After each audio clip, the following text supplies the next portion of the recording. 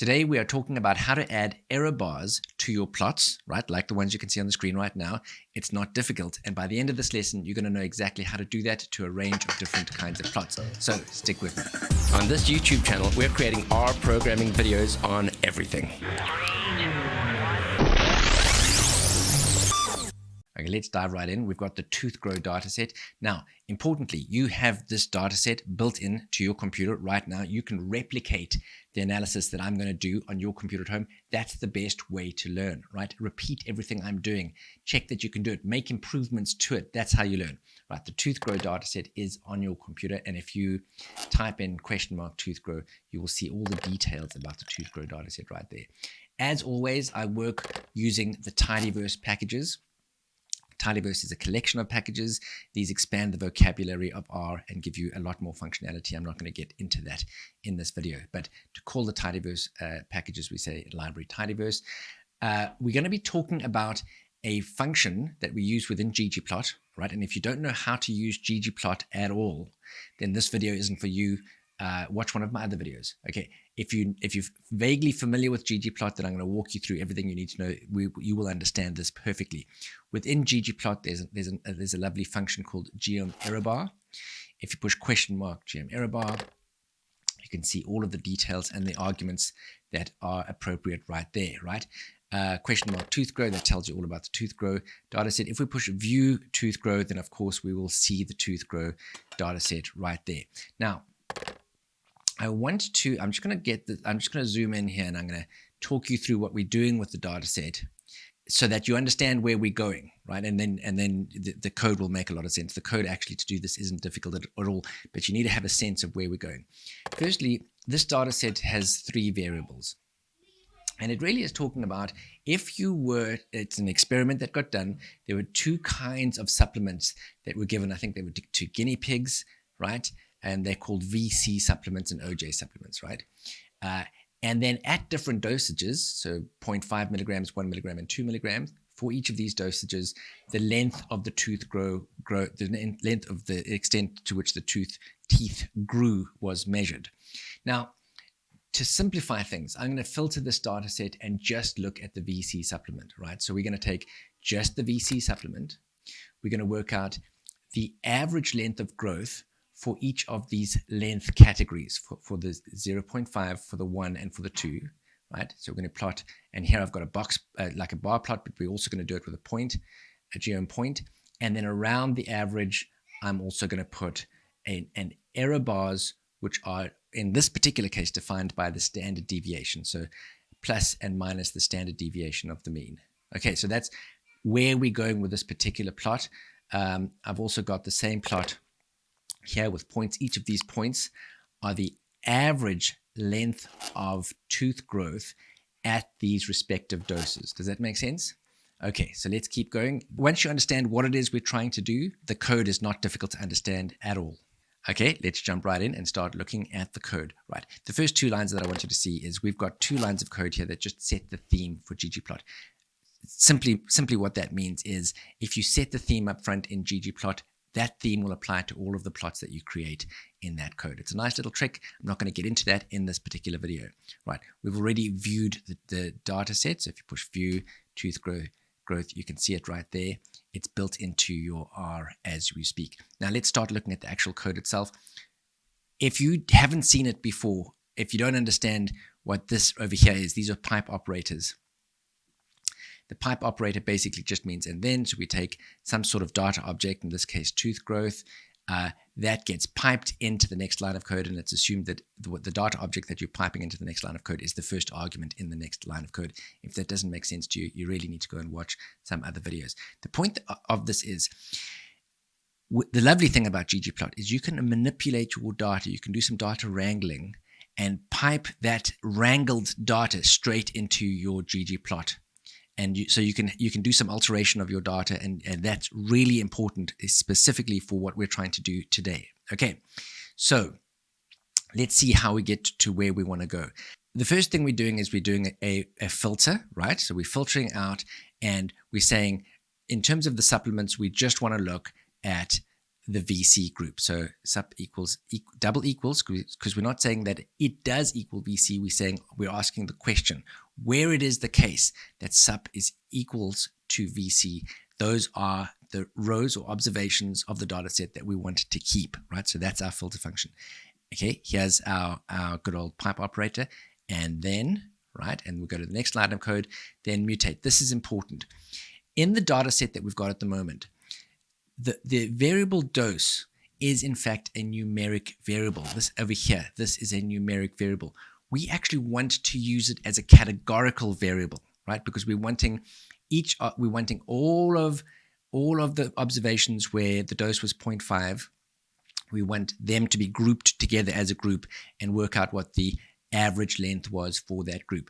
So because we want this to be thought of as a group, we're thinking of it as a category.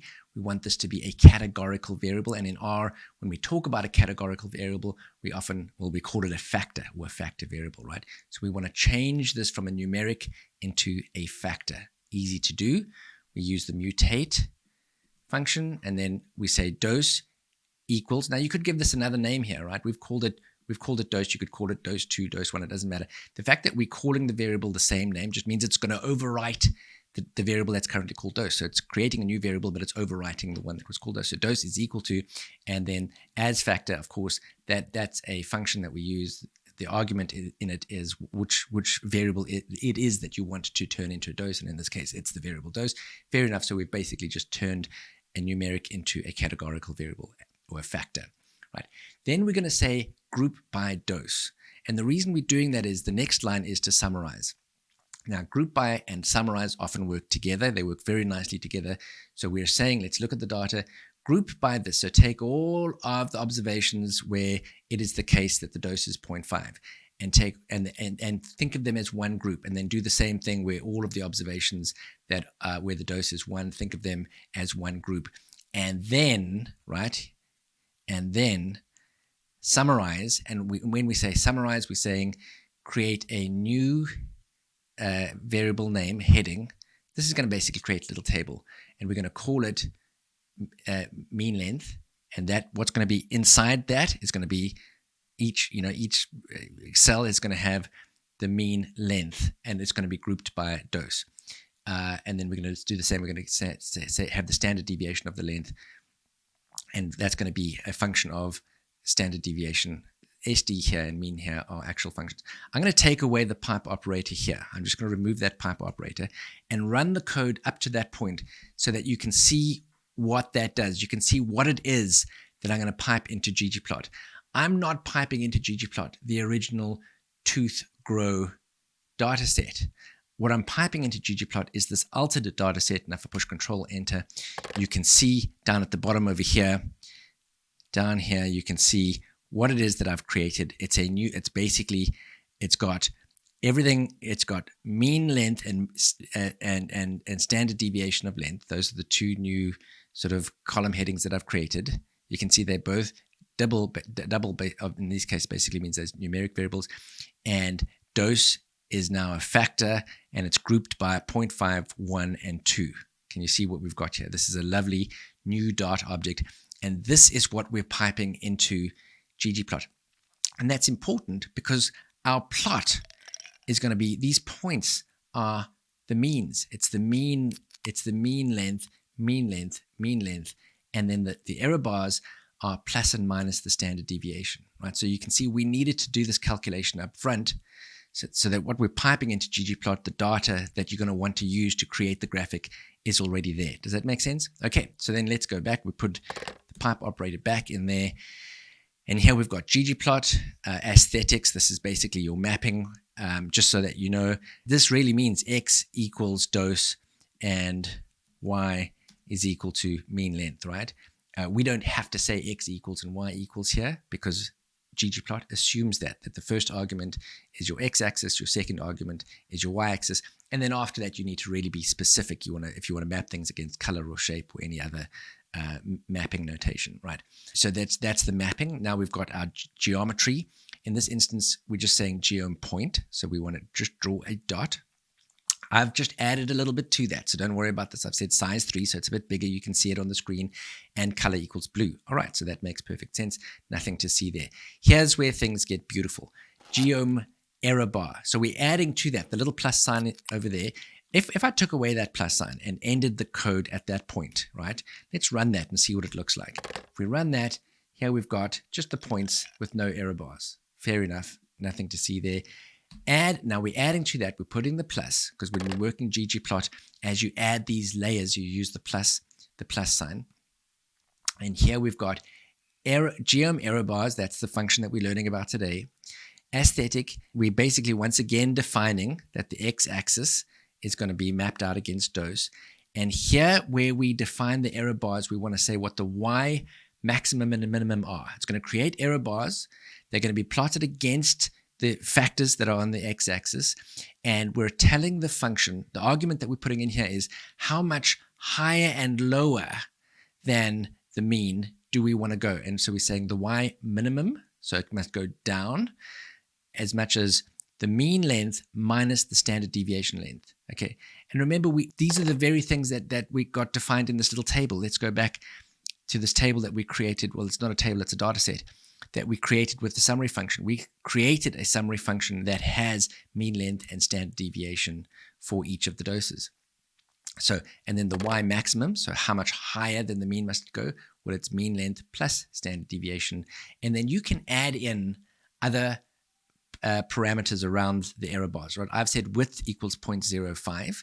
That's just so that it looks kind of nice, but you can change the color of the error bars. You can change the alpha value. You can do all of the things that you can usually do with any graphics in Ggplot. You can do that with your error bars.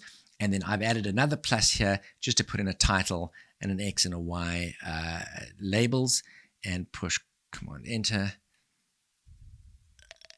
And voila, here we've got little error bars have popped in there. Now, I've done the exact same thing. This code is all exactly the same, except I've put in the geom bar instead of geom point, and voila, we get that graph over there. Okay, super duper easy, really nice. I hope you enjoyed that. Don't ever change, don't do drugs, always do your best. Watch another video on my channel.